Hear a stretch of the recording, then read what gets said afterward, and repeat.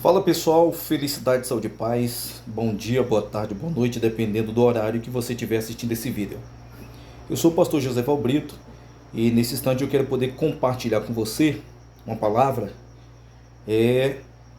no livro de Joel, capítulo de número 2, versículo 23 até o versículo de número 32. Eu quero poder compartilhar com você nesse instante.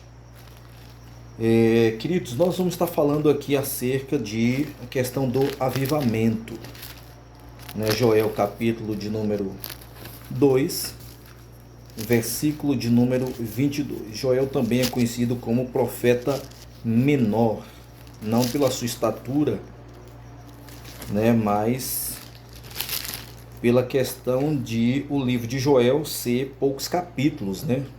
Ele ter assim pouca participação, mas também de grande importância na palavra do Senhor, na Bíblia, na história, bibliologia. Tá bom? Vamos lá.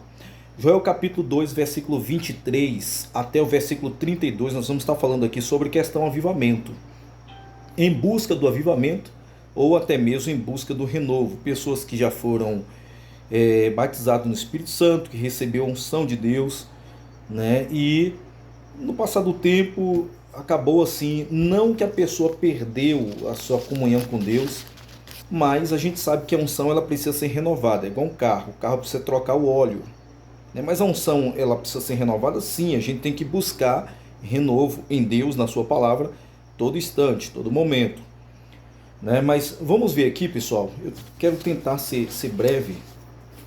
Eu ministrei essa palavra lá na nossa igreja, na IBENAC, né, que é Igreja Batista Novo Amanhecer em Cristo, que fica na rua Chavantina, em Feira de Santana, no bairro Parque Getúlio Vargas, na liderança do nosso amado pastor Enoque e também pastora Kélia Lima. Vamos lá, diz assim, olha: alegrai-vos, pois, filho de Sião, regozijai-vos no Senhor vosso Deus, porque ele vos dará justa medida, a chuva fará descer como outrora, a chuva temporã e a serôdia. As eiras se encherão de trigo e os lagares transbordarão de óleo.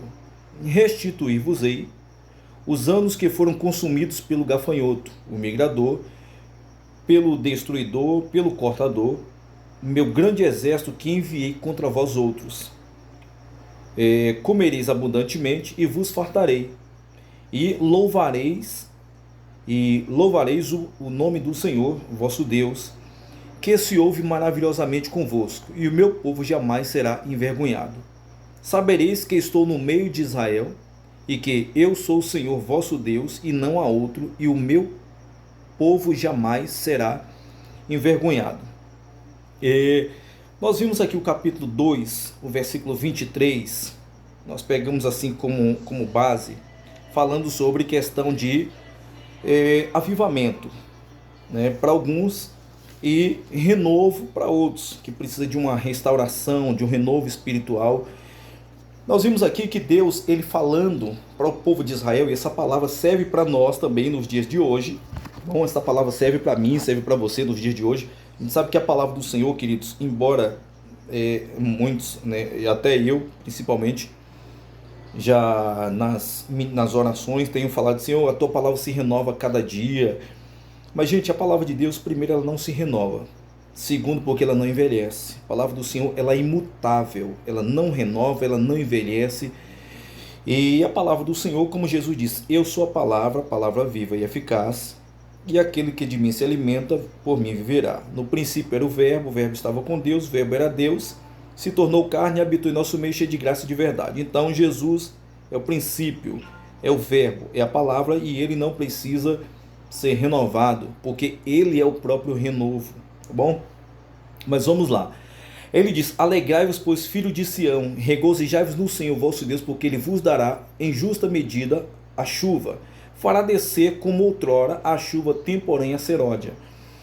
Aqui nós vemos uma promessa de Deus, de um renovo, de uma restauração para o povo de Israel, que também serve para nós, né, nos tempos presentes. Isso foi nos tempos passados, mas a palavra do Senhor vale também nos dias presentes e nos dias futuros. Então, ele dizendo que haveria uma restauração, haveria um renovo, haveria um avivamento, né? Aqui a promessa que Deus está fazendo.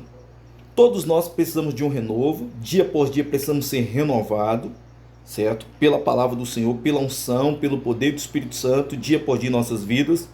Nós precisamos de um renovo espiritual, precisamos de um avivamento, todo dia precisamos avivar, precisamos ser avivados, precisamos ser aquecidos, como nós falamos de início, é igual um carro, ninguém liga o carro e já sai com o carro frio de uma hora para outra, e se fizer isso, sabe que vai haver desgaste de peça, vai haver prejuízo lá na frente. Então precisa aquecer-se um pouco o motor para depois seguir. Assim somos nós. Para vivermos uma vida em Cristo, precisamos ser aquecidos pelo Espírito Santo. Para sermos renovados, né? Precisamos ser aquecidos pelo poder de Deus em nossas vidas. Tá bom? Então aqui, o Senhor Jesus, Deus, ele fazendo a promessa de que haveria um renovo, haveria uma restituição, haveria um avivamento e uma renovação para o povo de Israel. Essa renovação pode ser física, material, como também ao mesmo tempo espiritual, para nós da mesma forma, da mesma sorte, da mesma natureza. Um avivamento, um renovo, né? uma bênção, seja ela física ou seja ela espiritual. Então a promessa foi feita por Deus aqui, mas queridos, nós sabemos que para que a promessa de Deus venha se cumprir na minha vida, na sua vida, nas nossas vidas, nós temos que fazer por onde? Não depende exclusivamente de Deus, embora Deus é soberano naquilo que Ele faz, embora Deus ele tem poder para agir na vida da pessoa que quer ou que não quer, mas existem princípios que Deus ele não rompe, Ele não quebra, princípios que Ele mesmo estabeleceu que Ele não vai quebrar, Ele não vai romper. Então, aqui Deus fez a promessa, e a gente sabe que a promessa que o Senhor ele faz para nós, ninguém pode invalidar, a não ser eu. Se Ele me fez a promessa, certo? Ele continua mantendo a sua palavra, mas eu posso invalidar a palavra, a promessa de Deus na minha vida. Como? Se eu não cumprir os parâmetros, se eu não cumprir as normas, as leis, as ordenanças do Senhor. Deus ele tem, como nós falamos, atrás de uma promessa vem também um mandamento, ou antes de uma promessa vem também um mandamento. Sempre está lá a promessa, como também tem um mandamento.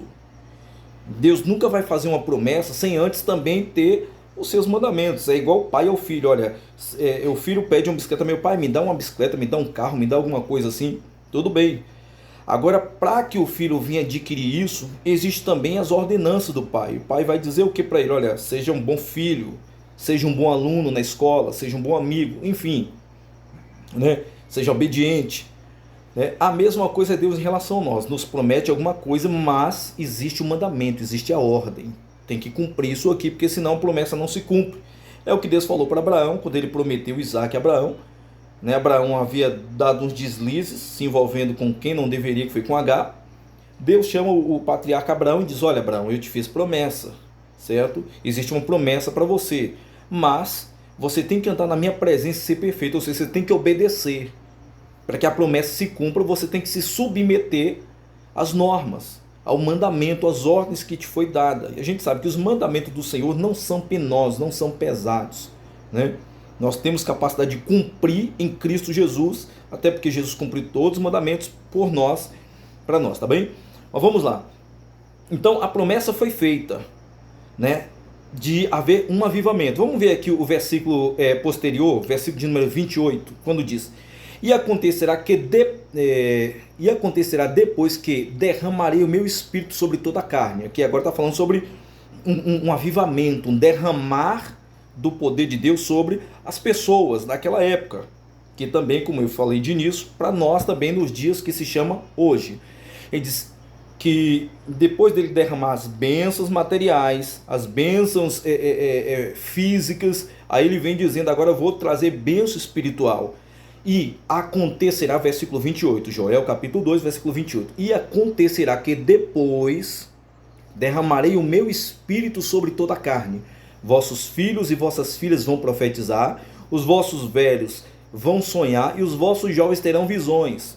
Veja que Deus ele também não discrimina e não faz acepção de pessoas, tanto homem quanto mulher. Deus derrama da sua unção, do seu poder, Deus traz um avivamento. E também não somente sobre pessoas poderosas, que aos olhos do Senhor é tudo a mesma, tá tudo no mesmo nível, o grande, o pequeno. Aí Deus diz, até sobre os servos, que quer dizer servo, quer dizer escravo, até sobre os servos e sobre as servas derramarei do meu espírito naquele dia, né? Então a gente vê que Deus não faz discriminação nem acepção. Ele derrama da sua unção, do seu poder, do seu espírito a todos, e com propósito. Ninguém recebe poder, ninguém recebe autoridade para guardar no bolso, para usar quando bem quer, entende, para usar seu bel prazer, porque um dia há de prestar contas. Deus, ele nos dá poder, nos dá capacidade, nos reveste de autoridade com um propósito, com um plano, tá bom?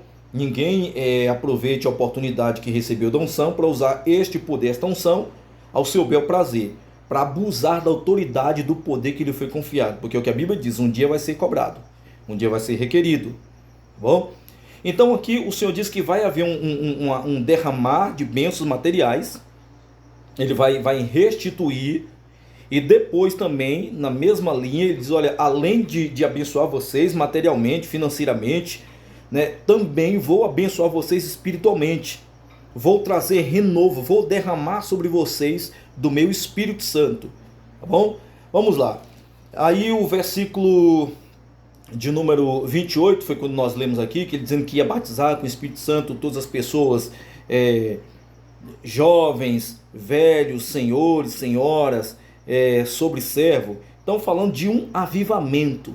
Mas queridos, é o que nós falamos, existe a promessa, mas existe também o mandamento, e nós sabemos que para haver um avivamento, irmãos, amados, queridos, para haver avivamento, tem que haver o quê? Tem que haver conversão. Não existe um avivamento sem conversão. O que é conversão? É mudança de vida, mudança de estilo, mudança de comportamento. É chamado de metanoia. Não é mudança de religião. Ah, vou mudar da religião A para a religião B. Isso para Deus não quer dizer nada. O que quer dizer para o Senhor é mudança de vida, de comportamento, estilo de vida, né? Hoje se fala muito, muitas pessoas dizem, e hoje virou moda, né? Você é de que religião? Não, eu sou crente, eu sou da religião cristã, eu sou cristão. Só que religião, cristianismo não é moda.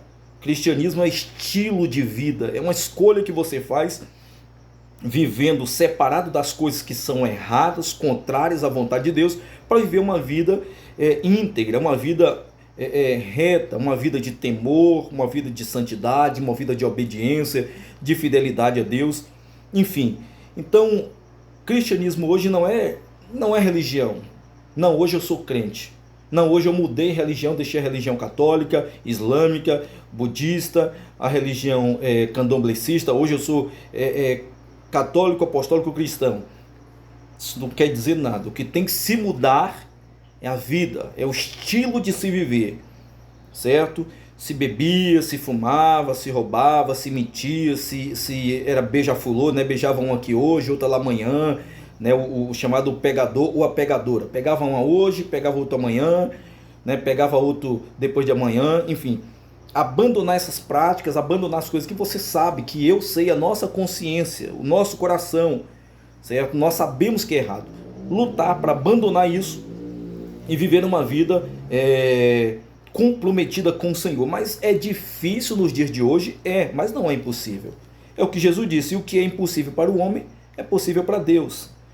É verdade que sozinho eu não vou conseguir, nunca vou conseguir viver uma vida santa sozinho. Eu nunca vou ser santo por mim mesmo, porque eu não bebo, porque eu não roubo, porque eu não fumo, porque eu não me drogo, porque eu não ando nos bares, porque eu não me prostituo, porque eu não tenho uma mulher aqui, outra ali, né? Não. É pela santidade em Cristo, é viver uma vida em Cristo, é Cristo que nos santifica. Como ele diz, vós estáis limpos pela palavra que vos tenho dito, né? E como ele diz, conhecereis a verdade e a verdade vos libertará. E o sangue de Cristo Jesus nos purifica de todo pecado quando nós firmamos uma aliança, um compromisso, um pacto, um elo com Cristo, reconhecendo que nós somos falhos, que nós somos pecadores e que somos necessitados e dependentes completamente de Cristo e da sua graça. Bom, vamos lá. Então, para haver um avivamento, tem que haver mudança, tem que haver metanoia, tem que haver uma conversão. Não é conversão de religião, é converter-se a Cristo, se voltar para Jesus, entregar a sua vida a Ele, deixar com que Ele venha conduzir a minha vida, a sua vida, as nossas vidas, que Ele conduza as nossas vidas. Enfim, então tem que haver uma conversão. Eu quero ver com você aqui, eu peguei alguns pontos aqui. O primeiro ponto que eu peguei é, para haver um avivamento tem que haver conversão. Eu tenho que me converter, porque Deus ele não vai derramar unção sobre mim, Ele não vai derramar poder sobre mim se eu não me converter, se eu não me voltar para Ele, se eu não me santificar. E a gente sabe que o Espírito de Deus, o Espírito Santo, ele não habita em templo sujo. Quando falamos em templo, e a Bíblia diz templo, não é paredes, não é casa, não é igreja, não é residência, até porque igreja somos nós. Então o templo somos nós. Nós somos a residência, a casa, a habitação, a morada, a guarida, o templo do Espírito Santo. Nós somos, quando nos convertemos a Cristo. E lembrando que quem não se torna templo do Espírito Santo, quem não se torna casa, morada, residência, habitação, guarida do Espírito Santo, acaba se tornando um covil de demônios. Desculpa dizer isso. A pessoa, o corpo da... Porque, olha, o corpo do homem, ele pode habitar, podemos até dizer que ele pode habitar até dois seres. O ser do homem, que é o espírito do homem, e o ser divino, que é o Espírito de Deus. Ou então o ser do homem, que é o espírito do homem, e o ser maligno, que são os demônios que andam atuando e agindo e operando por aí. Então, e lembrando que quando o espírito imundo, o espírito maligno, ele entra no corpo de um ser humano, ele escraviza, ele subjuga o espírito da pessoa, e ele fica usando o corpo da pessoa para cumprir os seus planos, os seus propósitos e os seus desejos. Até porque os espíritos malignos têm desejos. Ele só não consegue cumprir porque são espíritos. Ele precisa de um corpo para satisfazer o seu desejo. Quando ele usa bastante aquele corpo que já está bem desgastado, ele mata e parte para um outro, com vigor, com força, novo, né, para cumprir o seu plano, que é o que a Bíblia diz, que ele veio para matar, roubar e destruir. Mas o bom é que Jesus veio para restaurar, e veio para nos trazer vida, e uma vida progressiva, uma vida abundante, uma vida próspera, uma vida abençoada. Tem luta sim nessa terra, mas tem galardão em Cristo Jesus lá na frente, né? Como disse, deixamos tudo para te servir. E o que é que a gente vai receber? Jesus diz, vai receber tanto nessa terra como no mundo vindouro. Então vamos lá, tem que haver conversão. Aí a gente vem para Joel capítulo 2, versículo 12. Olha o que diz aqui o versículo 12. Vamos regredir, vamos retornar o mesmo livro de Joel, capítulo 2, e vamos retornar alguns versículos. Versículo 12, olha o que diz. Capítulo 2, versículo 12. Ainda assim agora mesmo diz o Senhor, convertei-vos a mim de todo o vosso coração. Então falamos o quê? Para haver um avivamento, para Deus derramar do seu poder, eu tenho que me converter. Você, nós temos que nos converter. E uma conversão genuína, uma conversão de coração, não é aquela conversão pela metade. Só que nós entendemos que o processo de conversão, de transformação, de libertação não é de uma hora para outra. Puf, me converti, agora pronto, agora eu sou 100% santo, agora eu não peco mais, agora eu não erro mais, agora eu estou só na crista da onda. Não. Conversão é diária, é dia após dia, é igual como a Bíblia diz, né?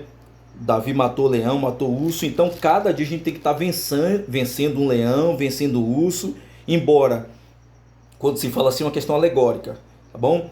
Vencendo as coisas erradas. E a gente sabe que é dia após dia, e todo dia nós temos que estar vencendo as coisas erradas e vencendo até mesmo a nossa natureza inferior, a nossa natureza pecaminosa. Porque a gente se converte, mas o físico, a carne, o desejo de pecar, ele continua. A gente só está livre depois que saímos desta matéria, do físico. Aí sim, aí nós, o nosso espírito, nós, o nosso ser, estamos livres. Tá bom? Então, dia após dia a gente tem que estar nos convertendo. Tem pessoas que ela liberta instantaneamente, tem outros que existe um processo. né? Existe um processo de tratamento, processo de libertação, em que Deus vai trabalhando aos poucos. Deus não arranca de vez, porque tem coisas que estão em nossa vida, coisas erradas, que nós adquirimos no longo do tempo, que ficamos acostumados a viver aquela vida, né? Que se Deus arrancar de vez do nosso coração esse costume, essa vida errada, a gente não aguenta, a gente não suporta, a gente vai murmurar, vamos blasfemar, né? Enfim, então Deus ele vai tirando, moldando aos poucos, ele vai aplanando direitinho até chegar à estatura de varão perfeito. Quando chegar à estatura, Deus recolhe. Isso é, se ele não vier antes, se o Senhor Jesus não vier antes. Então vamos lá. Então tem que haver uma conversão. E aqui, Joel capítulo 2, o versículo de número 12, ele diz: assim, ainda assim, agora mesmo diz o Senhor. É o próprio Deus que está dizendo: convertei-vos a mim de todo o vosso coração. Não é pela metade, é completo. A gente vai se convertendo, mas é de vez, José, eu já chego e me jogo? Sim, pode ser que sim, ou pode ser também que aos poucos. Como aos poucos? A Bíblia diz que a fé, ela vem pelo ouvir, e o ouvir da palavra. Você começar a ler, meditar na Bíblia, você começar a frequentar uma igreja, e quando falamos de igreja séria.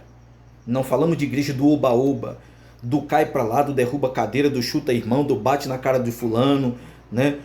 Falamos de uma igreja séria, que prega o evangelho genuíno, certo? Que prega o evangelho de Cristo, que consiste em libertação, conversão, salvação, fé, misericórdia, amor, justiça, tá bom? Não é as igrejas, não estou aqui para falar mal de ministérios, de pastores, de congregações, não. Mas a gente não pode fazer vista grossa para muitos que estão aí, né? Fazendo uso da palavra do Senhor para falar aquilo que é ao seu bel prazer e não aquilo que Deus manda. Outros levantando o ministério com motivos interesseiros. E nós sabemos que o ministério pastoral não é profissão, é uma vocação, é um dom. Deus chamou, Deus vocacionou para isso, né? Ele chamou a pessoa para isso. Então, um pastor, um homem de Deus, um profeta, uma profetisa do Senhor, um apóstolo, um bispo, né? Um missionário, uma missionária, um diácono, uma diaconisa, foi chamado para isso. Então, é a vocação pastoral. Ele recebeu a unção, ele foi chamado com o propósito de cuidar de ovelhas, de pregar o evangelho, de doutrinar ovelhas, de preparar ovelhas para enviar para outros lugares, para ganhar outras ovelhas, não para si, mas para Jesus, que é o autor e consumador da nossa fé. Então, voltando aqui à palavra, tem que haver uma conversão, tem que haver uma mudança de vida. É o que Deus diz: convertei-vos de todo o vosso coração. Aos poucos Deus vai mudando, aos poucos Deus vai tratando. Agora a pessoa tem que desejar, tem que querer, tem que deixar Deus agir. Se eu entrego na tua mão, faça-se a tua vontade, e não ter medo de pedir ao Senhor que faça a sua vontade. Por quê? Porque Deus ele nunca vai fazer nada contrário para trazer prejuízo ou sofrimento ao homem, de forma que ele perca a sua graça, a sua bênção, de forma que ele seja condenado.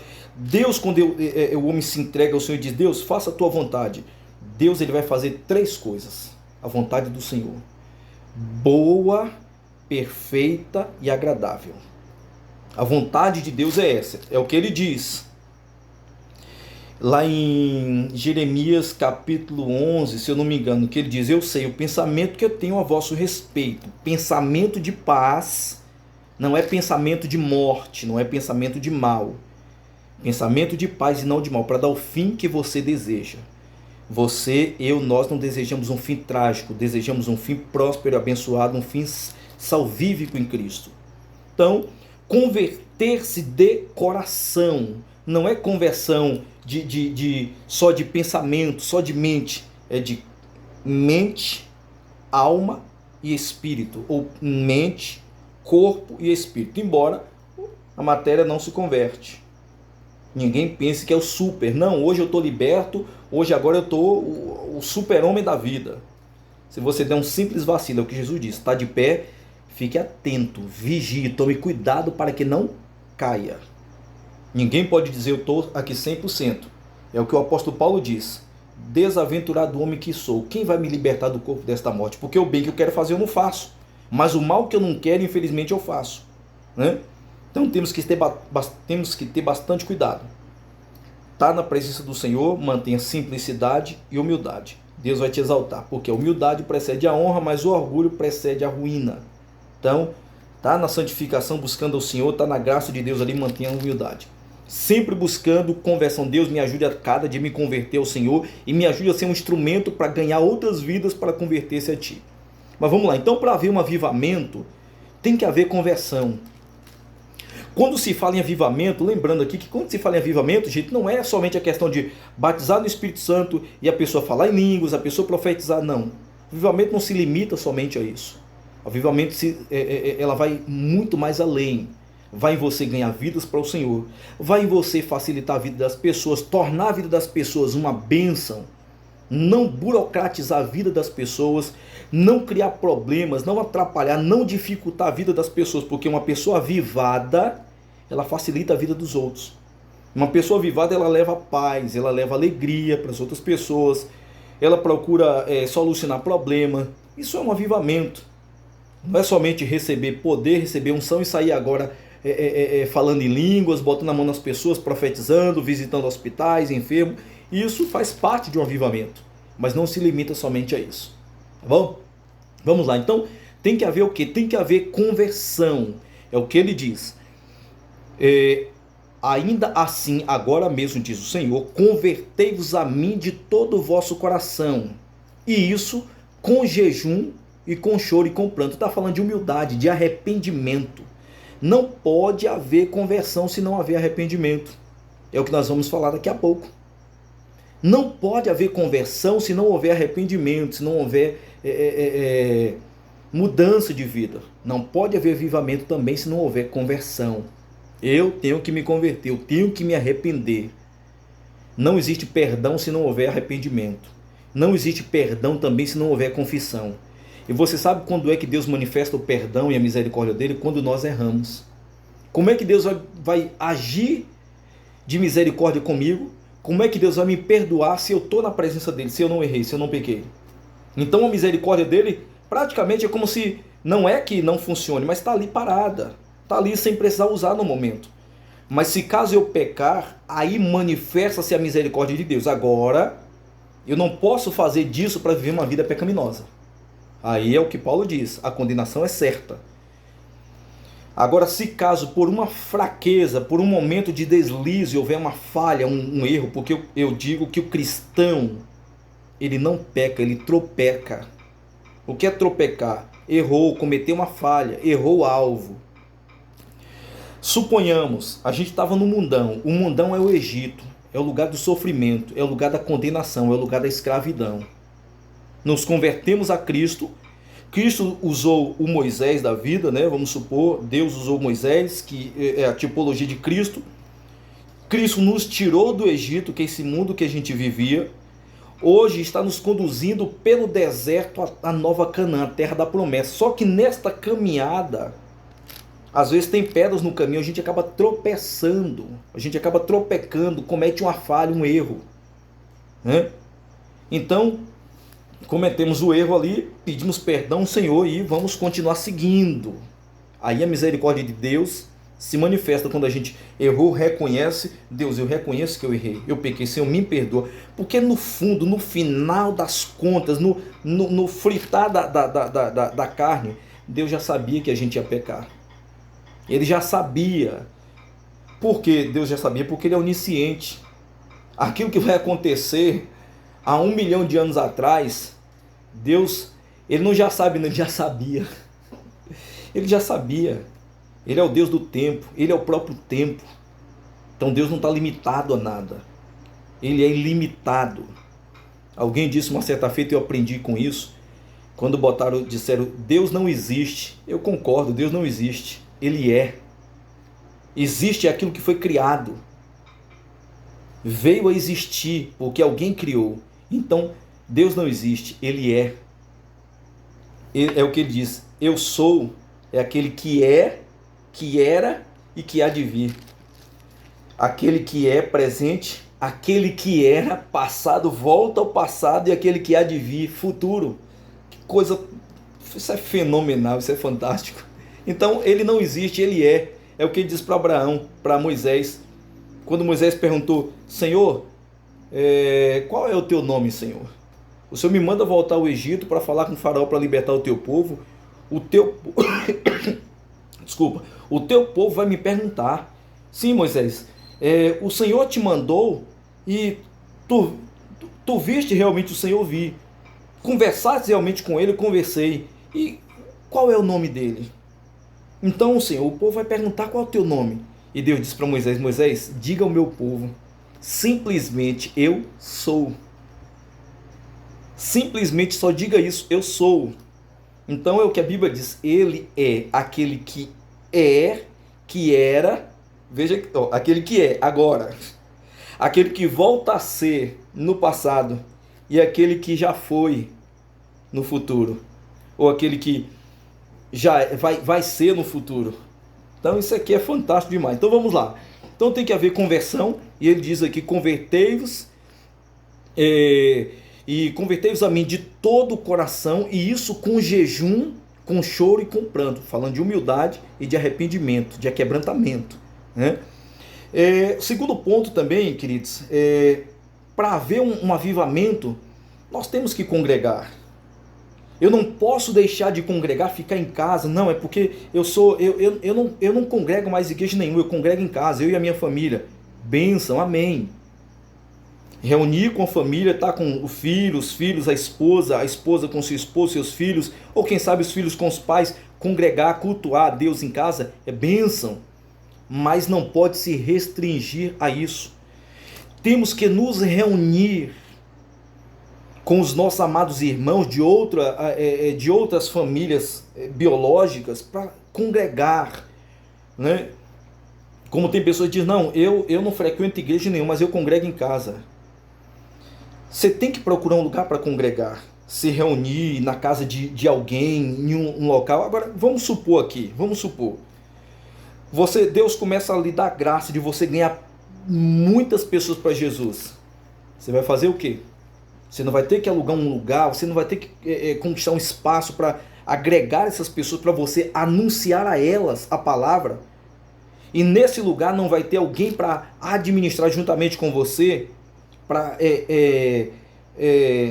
administrar o lugar, o espaço, o horário de culto, né? Organizar as cadeiras, organizar o templo, deixar tudo alinhado, organizado. Não vai ter que ter isso.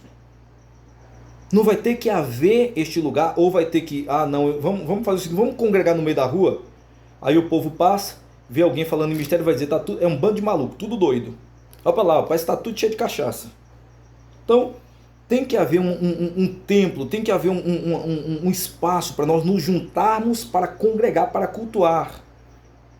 Agora é o que se diz: a gente não pode usar disso aí, não podemos usar disso para criar, certo? Para criar megas templos luxuosos para estar ostentando. Pode ser que tenha templos enormes, grandes, bonitos, luxuosos, porque, irmãos, se você vai para um escritório de advocacia, você não vai para uma choupana, né? Você está indo para o escritório de advocacia, é tudo arrumado, organizado. Para você ir numa clínica, né, ser atendido por um psicólogo, por um médico, um doutor, alguma coisa, você não vai, o cara não vai estar lá com tudo bagunçado, móveis tudo sujo, desorganizado. A coisa é bonita, é arrumada. Você chega no Palácio do Planalto, você chega em Brasília ali, na Câmara dos Deputados, no Senado, pelo amor de Deus, gente, é tudo arrumado, tudo bonito, tudo organizado. Por que a igreja tem que ser uma choupana? Por que a igreja tem que ser, não, como alguns dizem, né? Não, pra que isso? Então, pra que em Brasília ter, né, o Palácio dos Três Poderes, tudo do melhor, tudo bonito e arrumado? Pra que então? É o que Deus diz. É tempo de vocês morar em casas apaineladas, casas arrumadas e ornamentadas? Se é tempo de vocês morarem nas casas de vocês bonitas, arrumadas e ornamentadas, por que a minha casa tem que ficar caindo nos pedaços? Né? Por que é que Deus falou isso? Se não é para congregar a igreja, e para que está na Bíblia? Para que tem templo? Para que Salomão fez templo? Para que o povo se reunia? Para que o povo se reunia no dia de Pentecostes, no dia de oferecer o sacrifício no templo? E por que é que o sacerdote, juntamente com os levitas, arrumava o templo? Ah, mas era no tempo da lei, pastor. Gente, Deus não invalidou a lei. Jesus disse, vocês estão pensando o quê? Que eu vim anular a lei? Que eu vim invalidar? Vocês estão enganados, eu vim cumprir a lei. E outra coisa, ensinar vocês também, já que vocês acham que é pesado os 10 mandamentos, pronto, não tem problema, eu cumpro tudo isso para vocês. Agora tem um detalhe. Vocês também não podem invalidar. Viva por 2 mandamentos. Mas, detalhe, não invalide os 10. Vamos voltar aqui? Então, para haver um avivamento, eu tenho que congregar, nós temos que congregar. Já que não tem tempo de estar 4, 3 vezes na semana, pelo menos 2 dias na semana. Um dia você vai buscar o Senhor, buscar a bênção de Deus, pedir ao Senhor direção, orientação. Você vai para brigar em oração, guerra, batalha espiritual, orando pelos seus familiares, pela sua saúde, pelos seus entes queridos, intercedendo e clamando a Deus pela nossa cidade, pela sua cidade, pelo seu estado, pela nossa nação, enfim. Agora no final de semana, o que é que você vai fazer? Você vai agradecer a Deus, você vai com a sua família, olha, todo mundo prontinho, vamos para a igreja hoje, seja qual for o horário de culto na sua igreja, vamos, eu e a minha família, vamos para a igreja hoje. Fazer o quê? Vamos adorar a Deus, agradecer Ele pela semana que Ele nos deu, agradecer pelos livramentos que Ele nos deu, agradecer também pela semana que Ele já preparou para mim, para você, pelos livramentos que Ele já nos deu, antes até mesmo de a gente ver. E livramento que Ele já nos deu que a gente nem sabia que ia acontecer. E também, acima de tudo, para ir agradecer e adorar a Deus. Não pelas bênçãos que Ele tem nos dado, mas simplesmente pelo que Ele é e pela a salvação que Ele nos deu gratuitamente em Seu Filho amado, o nosso soberano Salvador, o Mestre Jesus. Então tem que haver, para haver avivamento, tem que haver conversão e nós temos que congregar. Pastor, está na palavra? Está. Tem que congregar? Tem. O apóstolo Paulo diz, não deixe de congregar não, porque já tem pessoas que estão acostumando. Tem pessoas que estão ficando mal acostumadas, deixando de congregar. Ficar em casa, irmão, você não vai congregar. Primeira semana, primeiro mês, segundo, terceiro, pode até ser que você consiga, mas no passar do tempo a tendência é, ó, esfriando. A brasa vai, ó, se apagando. E aí torna-se trágico. Tem que congregar? Tem. Joel capítulo 2, versículo 16. Olha o que diz aqui. Acaso não está versículo, cadê? Não, capítulo 2, eu estava no versículo, desculpa, estava no capítulo 1. Capítulo 2, versículo 16, diz assim. Congregai-vos, ó povo, santificai a congregação, ajuntai os anciãos, reuni os filhinhos e os que mamam, sai o noivo da sua câmara e a noiva do seu aposento. Então, o que é que ele está dizendo? Saiam do seu lugar de conforto. Saia de casa. Não vá dormir não, vá congregar. Um dia, né, na semana é pouco. 2 dias é mais ou menos. 3 dias está ótimo. Está ótimo. Mas para quem não pode 3 dias, porque a gente sabe que os dias hoje é correria, pelo menos 2 vezes na semana. Ao menos 2 vezes na semana. E lembrando, pessoal, diga-se de passagem, toda igreja tem que ter estudo bíblico. Culto de libertação, mas peraí, culto de libertação, quando a gente se liberta, ou quando a gente se converte, a gente não é logo liberto, não. Somos livres em Cristo Jesus. Somos livres. Mas, lembrando que o inimigo das nossas almas não quer que a gente viva a liberdade em Cristo. Ele quer pegar as suas cordas, as suas maldições e quer jogar sobre nós para a gente ficar escravo das suas maldições. Então temos que estar sempre lutando pela nossa libertação e lutando pela libertação também da nossa família, dos nossos entes queridos, pela nossa saúde, enfim. Então, um dia de culto de libertação, um dia de culto de ensino da palavra. É o que a Bíblia, também a palavra diz. Conhecer e prosseguir em conhecer o Senhor vosso Deus. Toda a escritura é divinamente inspirada por Deus e é útil, proveitosa para ensinar, para corrigir, para redarguir, para repreender, para preparar o homem de Deus para ser uma bênção lá na frente. Então, temos que congregar. Aí ele diz, vamos lá, versículo 16. Congregai o povo, santificai a congregação, ajuntai os anciãos líderes, reuni os filhinhos E os que mamam, olha, não deixa menino em casa e vai para a igreja, deixa menininho com babá, deixa a menininha com a babá. Não, é porque o menino não fica quieto na igreja. Leva para a igreja. Se não levar hoje para a igreja amanhã, o mundo pode levar amanhã para o mundo. Viu? A mídia, as redes sociais, o sistema maligno que está aí, pode levar o seu filho para o mundo. E para trazer ele para a presença do Senhor, ó, custa muito suor e muito sofrimento. Leva o menininho, é o que a Bíblia diz, criai o filho, o menino, a criança no caminho que ela deve andar. Por quê? Porque quando ela se tornar adulto, ou quem sabe até mesmo se afastar um pouco, não se desviar da presença de Deus. Ela lembrar que ela existe, que ela tem um Deus, lembrar dos ensinamentos dos pais, da doutrina dos pais, e se voltar para o Senhor.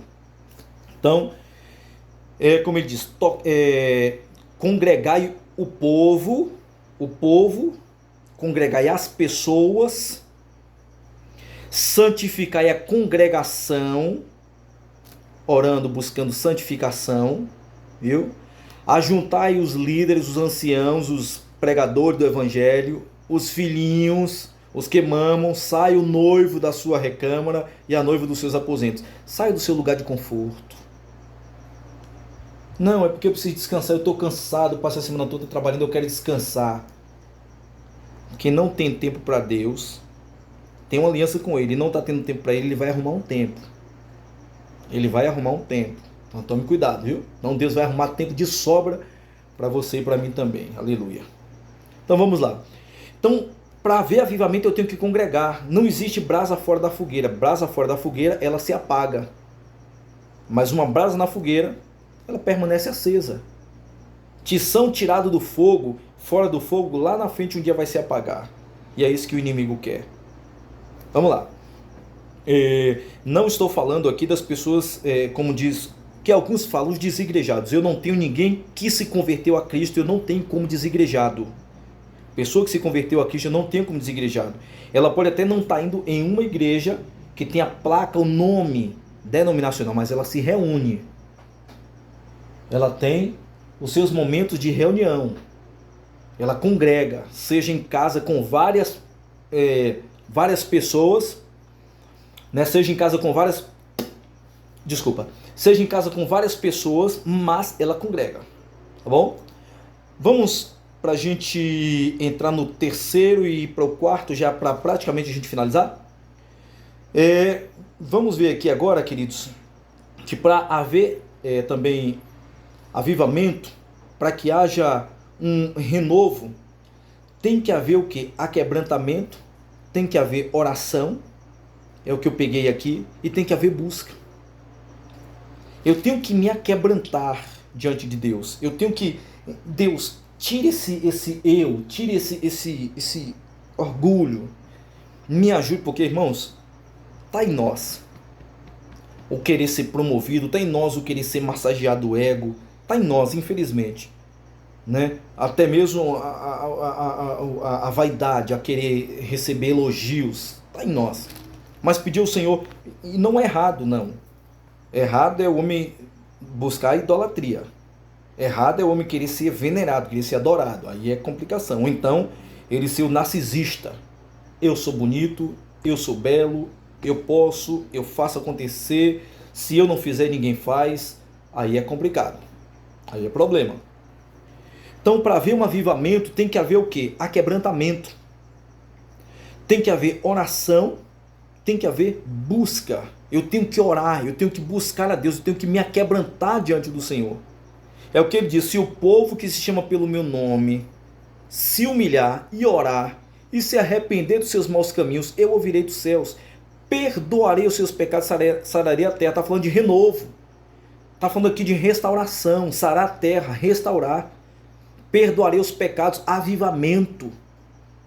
Vamos aqui ver aqui, Joel 2,17. Joel 2,17. Olha o que ele diz aqui.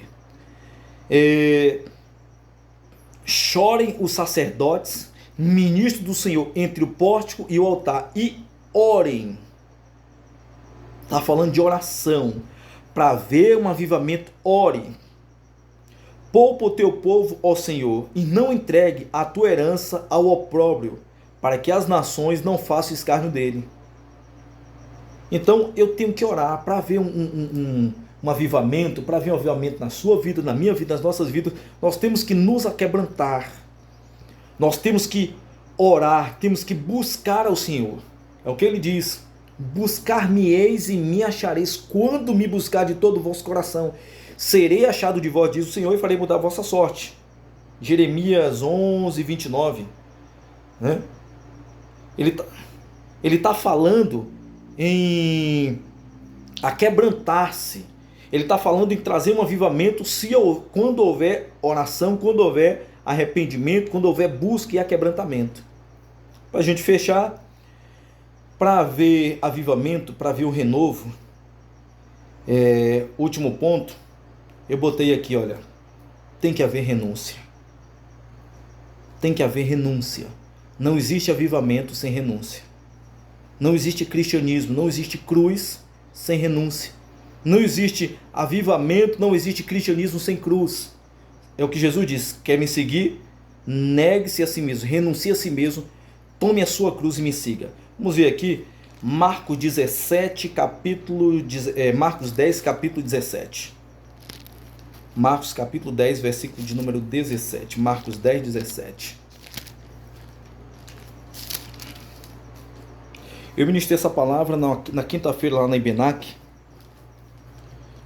E estou aproveitando agora, trazendo para você. Marcos 10, 17 diz assim: e pondo-se Jesus a caminho, correu um homem ao seu encontro, e ajoelhando-se perguntou: bom mestre, que farei para herdar a vida eterna? Respondeu-lhe Jesus: por que me chamas bom? Ninguém é bom, senão um, que é Deus. Sabe os mandamentos? E aí Jesus começa a dizer para ele, não é uma pergunta, versículo 19: sabe os mandamentos: não matarás, não adulterarás, não furtarás, não dirás falso testemunho, não defraudarás ninguém, honra teu pai e a tua mãe. Então ele respondeu: mestre, tudo isso tenho observado desde a minha juventude. Jesus, fitando, ou seja, olhando, o amou e disse: só te falta uma coisa, vai e vende tudo que tem, dá aos pobres e terás um tesouro no paraíso. Depois vem e segue-me. Então Jesus chama este homem a renunciar. Não é a questão financeira, não é a questão dinheiro. Dinheiro não é maldição. Dinheiro é bênção que Deus concede a nós outros, a mim, a você, a cada um que se volta para Ele. Ou, enfim, dinheiro é bênção, mas o amor, a devoção ao dinheiro é que se torna maldição. Não é a célula, não é o dinheiro, não é o objeto, não é o material em si. É a idolatria, é o amor àquilo ali. Então, Jesus chamou aquele homem a renunciar um Deus que estava no seu coração, que era o amor ao dinheiro. Ele endeusou o dinheiro. Então Jesus diz: renuncia isso aí. A mesma coisa é para mim e para você. Para haver um avivamento na sua vida, na minha vida, nós temos que renunciar o nosso eu, nosso orgulho, nosso ego, nossa vontade, as coisas que nós sabemos que é errada. As coisas que você sabe, as coisas que eu sei que é errada, temos que renunciar. Se nós queremos um avivamento, se nós queremos renovo, se nós queremos em Cristo a salvação que de graça Ele tem assim nos ofertado. Deixo para você esta palavra, espero que ela traga edificação à sua vida, espero que você possa parar, meditar, em nome de Jesus. Você pode discordar de mim, mas nunca discorde da palavra de Deus. Nunca, nunca, nunca discorde. Você pode discordar da minha pessoa, mas nunca discorde da palavra. Você pode discordar das minhas opiniões, mas nunca discorde da palavra de Deus. Tá bom? Deus abençoe. Espero que esta palavra traga edificação à sua vida, em nome de Jesus. E até o próximo vídeo, se Deus quiser e nos permitir. Um abraço. Shalom. Tchau, tchau.